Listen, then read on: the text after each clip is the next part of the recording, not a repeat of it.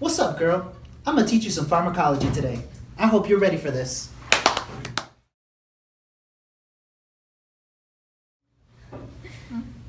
Uy, sí, gracias. Gracias mil. Hola. ¿Cómo les va? Somos el grupo 3. Les vamos a hablar de cefalea. Ojalá que les guste este video.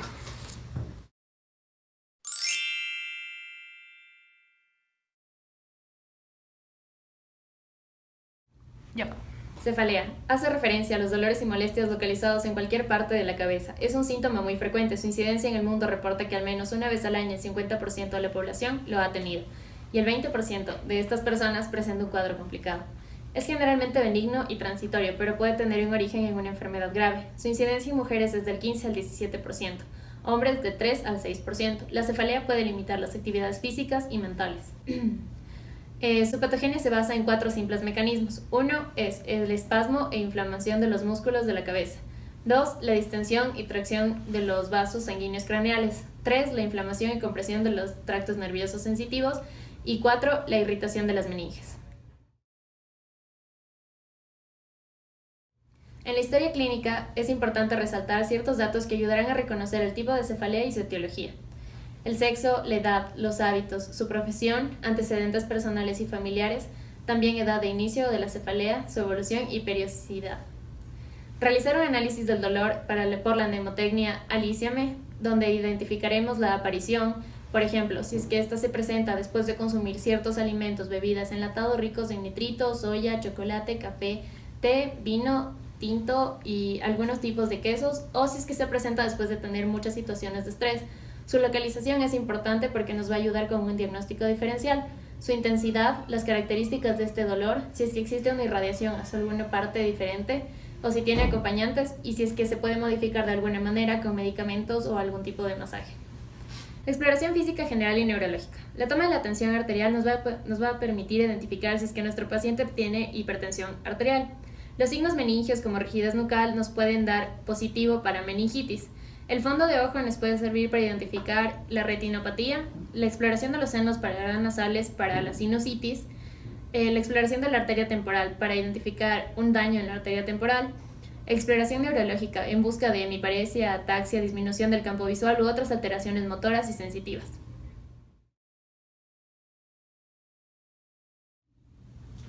Bueno, dentro de la clasificación de la cefalea podemos dividirlas en primarias y secundarias. Las cefaleas primarias se caracterizan porque no hay daño estructural del sistema nervioso central, mientras que en las cefaleas secundarias tenemos un daño estructural del sistema nervioso central. Es por eso que es importante identificarlas, ya que estas cursan con una alta morbimortalidad.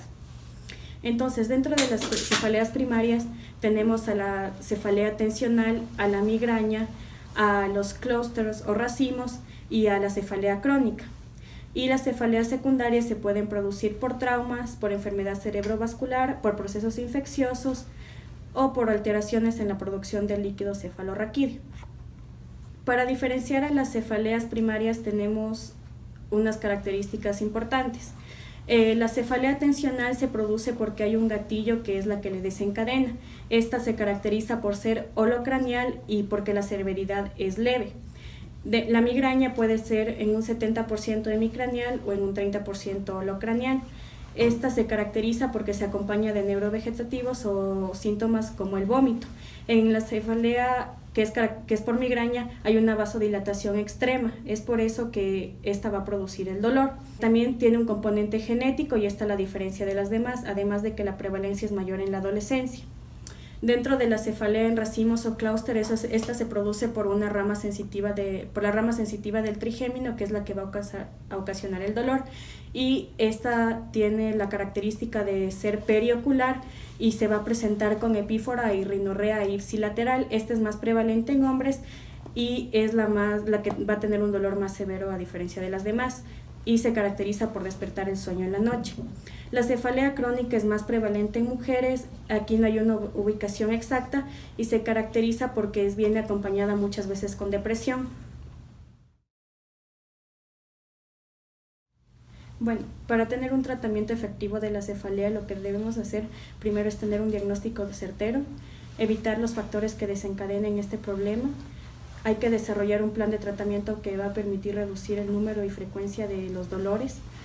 También tenemos que eliminar el dolor mientras esté presente la crisis y eliminar los síntomas que acompañan a la cefalea.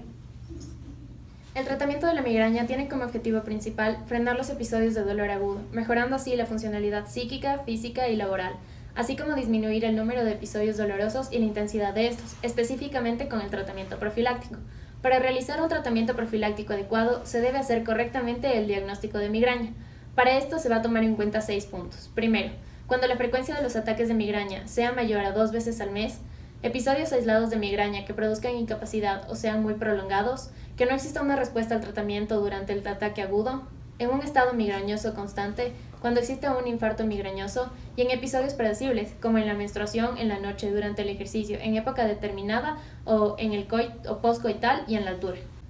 La terapia profiláctica no debe utilizarse en pacientes que estén planeando embarazarse.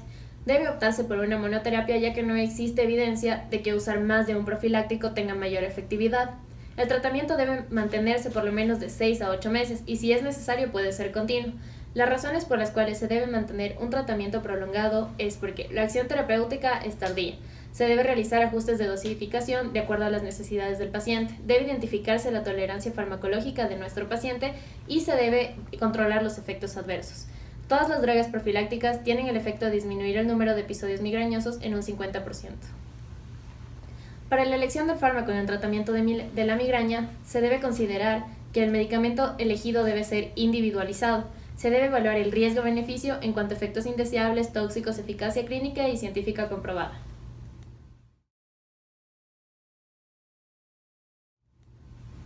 Los beta-bloqueantes son un tipo de medicamentos que se pueden utilizar para las cefaleas. Por ejemplo, forman parte de este grupo el propanolol, el metropropolol, el atenolol, el nadolol y el timolol. Son fármacos de primera línea en tratamiento profiláctico de la migraña. El mecanismo de acción, al parecer, tiene un efecto adrenérgico y serotoninérgico. Las dosis del propanolol van desde los 40 a los 320 miligramos día, dividido en 2 dosis. Se comienza normalmente en dosis bajas que se van ajustando cada 3 a 4 semanas. Las contraindicaciones son para pacientes con bloqueo AB, asma, diabetes, insuficiencia cardíaca congestiva, enfermedad vascular periférica y no deben utilizarse en pacientes que tengan depresión o abuso de ergotamina.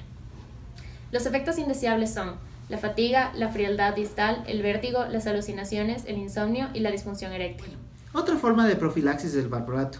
Este es el primer antiepiléptico que demostró una gran efectividad. Inhibe el efecto excitatorio de glutamato por medio de la sinapsis con GABA. Así disminuye la cantidad de potenciales de acción.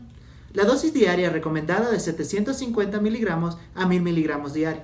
Además de esta dosis recomendada, han demostrado estudios que hay la capacidad de usar valproato por medio de intravenoso. En estas dosis encontramos que van de un rango de 300 miligramos hasta 1200 miligramos.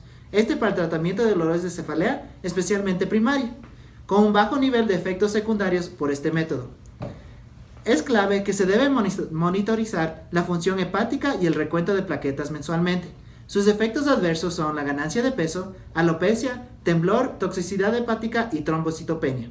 El siguiente grupo que podemos ver para profilaxis son los calcio antagonistas.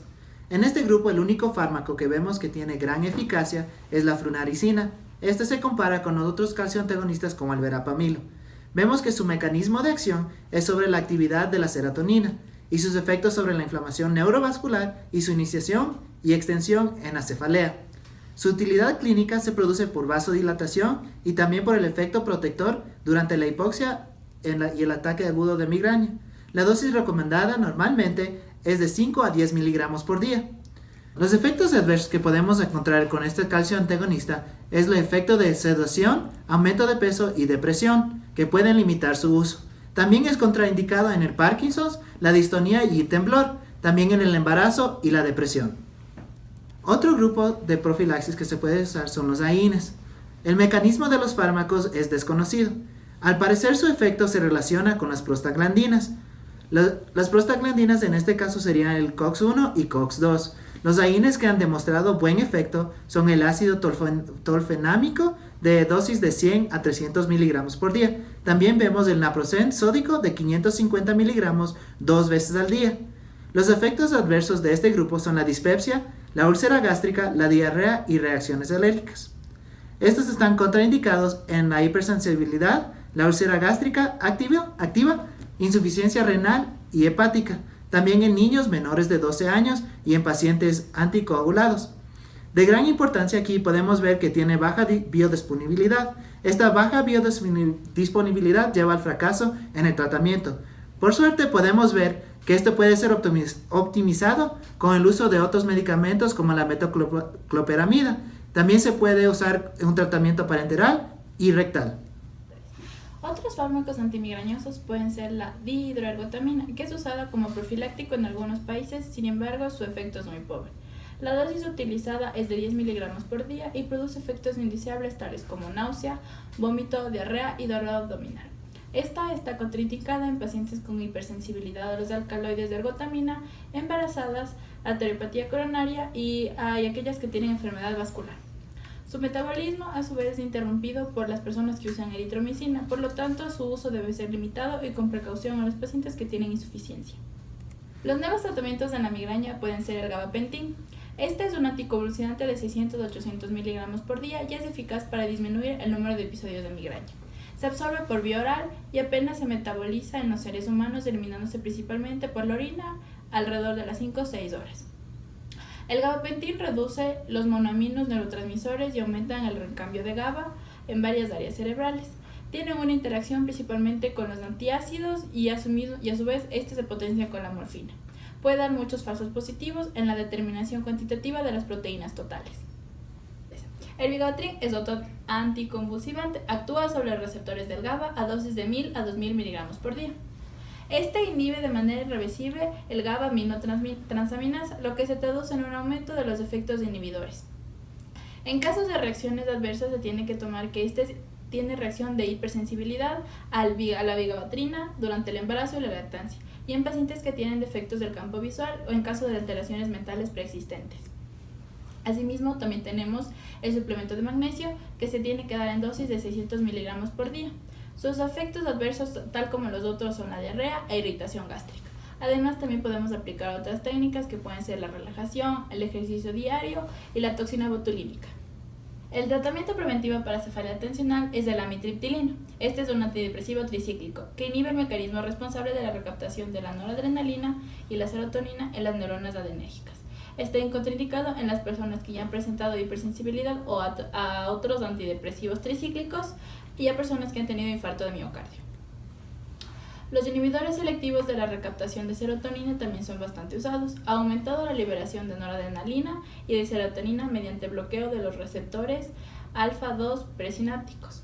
Este se absorbe de manera rápida y completamente por vía oral. Tiene una vida media de 20 a 40 horas y el pico de su concentración aparece alrededor de las 2 horas luego de la primera dosis.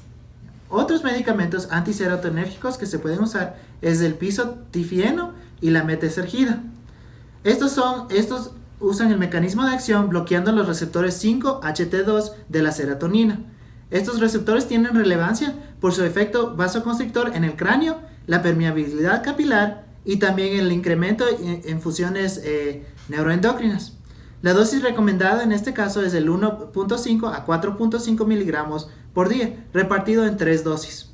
Estos efectos adversos que tiene son el aumento de peso y la sedación.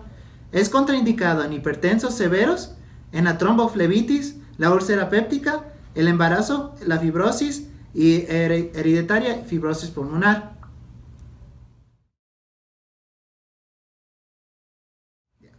Otra forma de nuevo tratamiento que hemos visto es el Botox. El Botox es el tratamiento que se usa en la migraña crónica.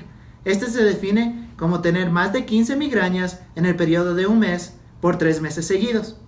El mecanismo de acción del Botox es por la liberación de neurotransmisores en el término presináptico.